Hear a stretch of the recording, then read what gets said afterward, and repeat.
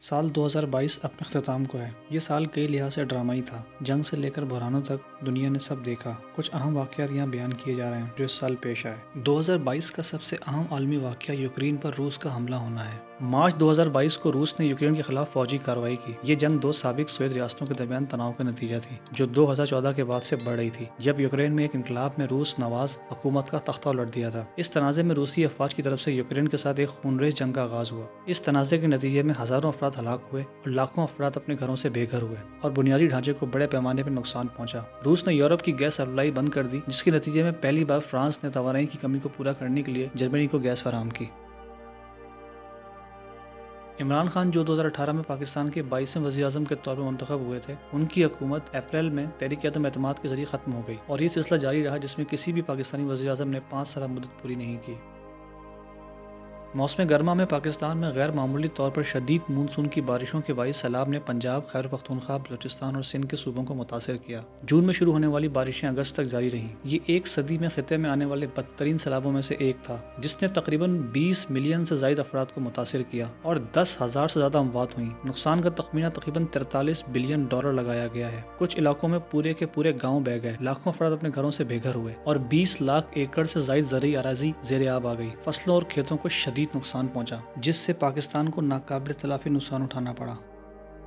سری لنکا میں معاشی بحران کووڈ کے نتیجے میں شروع ہوا۔ 2021 کے وسط سے معاشی حالات سری لنکا کے لیے مشکل ہونے لگے۔ مہنگائی بڑھنے سے ایندھن اور کھانا پکانے کی گیس مہنگی ہو گئی۔ حکومت نے درآمدات پر پابندی لگا دی۔ ملک میں مظاہرے ہونے شروع ہوئے۔ حالات اس قدر خراب ہوئے کہ اسکول بند ہو گئے اور کھانے پینے کی بنیادی اشیاء عام آدمی کی پہنچ سے باہر ہو گئیں۔ لاکھوں افراد نے اس وقت کے صدر گوتابایا راجا پاکسا کے استعفے کا مطالبہ کیا، جس کی حکومت کو ان حالات کا ذمہ دار ٹھہرایا گیا تھا، اور بالآخر 9 جولائی کو مظاہرین نے راجا پاکسا کے گھر پر دھاوا بول دیا اور اسے ملک سے فرار ہونے پر مجبور کر دیا۔ اس کی جگہ راہیل وکرما سنگھے نئے صدر بن گئے، جو ملک کے معاملات کو درست کرنے کی کوشش کر رہے ہیں۔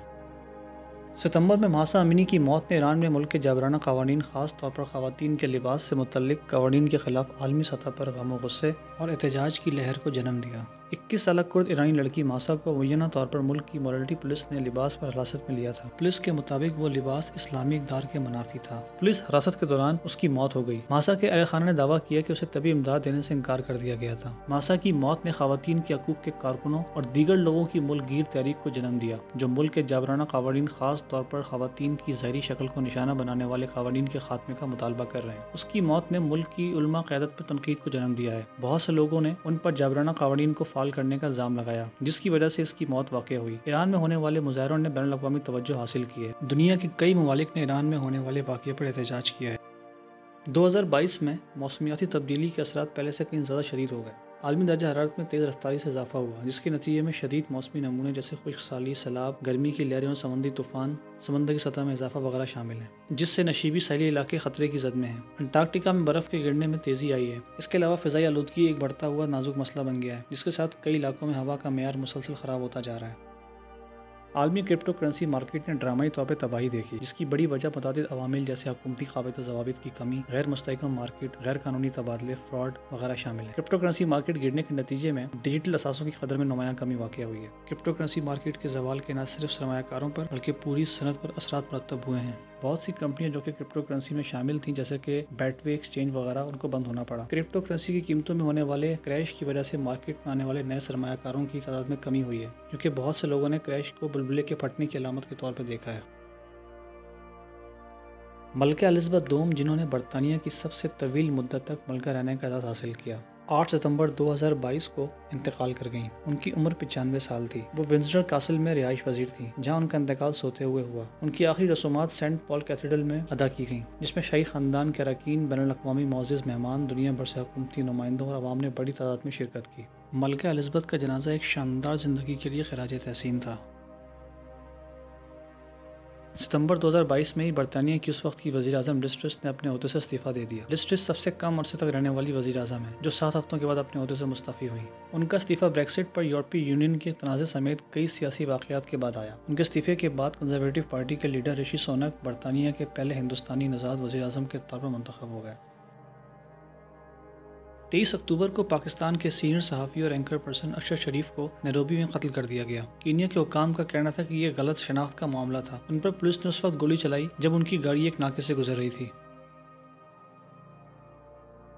कई महीनों की कानूनी जंग के बाद एलन मस्क ने बलाआखिर अक्टूबर 2022 में ट्विटर 44 बिलियन डॉलर्स में खरीद लिया। बिजनेस टाइकून ने ट्विटर का कंट्रोल संभालने के बाद सीईओ पराग अग्रवाल और सीएफओ टेंट सेगल समेत निष्ठ से जायद अमले को बरतरफ कर दिया। उन्होंने कई ब्लॉक्ड अकाउंट्स बहाल किए, जिसमें अमेरिकी साबिक सदर डोनाल्ड ट्रंप का अकाउंट भी शामिल है। उन्होंने ब्लू टिक के हवाले से भी अपनी पॉलिसी वाज़ेह की कि नया ब्लू टिक तमाम अफराद के लिए होगा, चाहे वो मशहूर शख्सियात हों या नहीं। मस्क के पैकेट सर्वर में अहम तब्दीलियां करने के बाद ट्विटर को बंदिश का सामना भी करना पड़ा। कंट्रोल संभालने के बाद से एलन मस्क ने कई तब्दीलियां की हैं और कई लोग किसी न किसी पॉलिसी से नाराज होकर माइक्रो ब्लॉगिंग साइट छोड़ रहे हैं। गुज़िश्ता दिनों ट्विटर पे एलन मस्क ने ट्वीट की कि क्या उसे ट्विटर को अपने पास रखना चाहिए या किसी और को चेयरमैनशिप दे देनी चाहिए। 57% लोगों ने एलन मस्क के खिलाफ और 42% ने एलन मस्क के हक में बयान दिया। तवक्को है कि एलन मस्क आने वाले दिनों में अपनी जगह किसी और को नामजद कर सकते हैं। कतर में फुटबॉल का 22वां एडिशन कामयाबी के साथ मुनक़िद हुआ। 21 नवंबर से 18 दिसंबर को मुनक़िद होने वाला ये वर्ल्ड कप, जिसमें कई दिलचस्प और सनसनीखेज़ मुकाबले देखने को मिले। फुटबॉल की तारीख का सबसे बड़ा अपसेट देखने को तब मिला जब सऊदी अरब ने अर्जेंटाइन को शिकस्त दी। सऊदी स्ट्राइकर साले अल सैरी ने अपनी टीम की जीत में अहम किरदार अदा किया। सऊदी अरब की जीत की खुशी में मोहम्मद बिन सलमान ने सऊदी अरब में आम तातील का भी ऐलान किया था। क्वार्टर फाइनल में मोरक्को ने पुर्तगाल को 1-0 से शिकस्त देकर रोनाल्डो की टीम की पेशकदमी रोक दी और 37 साला लेजेंडरी फुटबॉलर रोनाल्डो रोते हुए फील्ड से बाहर गए। ताम सेमीफाइनल में फ्रांस ने मोरक्को और अर्जेंटीना ने क्रोएशिया को 3-0 से शिकस्त दी। फाइनल में दिफाई चैंपियन फ्रांस का मुकाबला अर्जेंटीना से हुआ, जिसमें लियोनेल मेसी ने अर्जेंटाइन को 36 साल बाद फतह दिलवाई और बहसियत फुटबॉलर अपने आप को अजीम तरीन खिलाड़ियों की फहरिस्त में शामिल कर लिया। अर्जेंटीना ने फ्रांस को पेनल्टी किक्स की बुनियाद पर 4-2 से शिकस्त दी। दुनिया भर में फुटबॉल के शायकीन के लिए साल का इससे बेहतर इख्तिताम नहीं हो सकता था। अगर आप लोगों को वीडियो अच्छी लगे तो इसे लाइक कीजिए, शेयर कीजिए और सब्सक्राइब कीजिए।